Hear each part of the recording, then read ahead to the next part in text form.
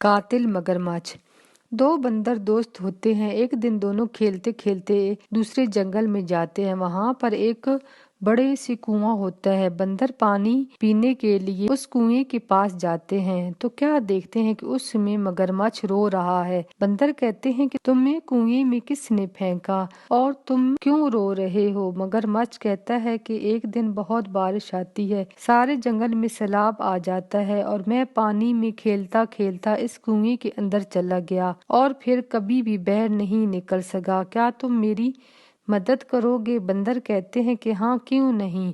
دونوں بندر ایک بڑی سی لکڑی کو ڈھونڈنے لگتے ہیں جس سے مگرمچھ باہر آ سکے۔ ان کو ایک بکری اور گائے ملتی ہے۔ وہ ان سے کہتی ہیں کہ تم اس مگرمچھ کو کنویں میں سے نہ نکالو، یہ قاتل مگرمچھ ہے، اس نے ہمارے بچوں کو کھایا ہے، اسی لیے اس کو کنویں کی سزا دی گئی ہے۔ بندر ان دونوں کی بات نہیں مانتے اور اس کو پانی سے باہر نکالتے ہیں۔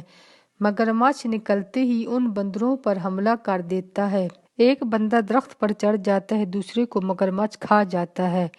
دوسرا بندر بہت روتا ہے اور کہتا ہے کہ برے کا ساتھ کبھی بھی نہیں دینا چاہیے، اس سے آپ کو ہی نقصان ہوتا ہے۔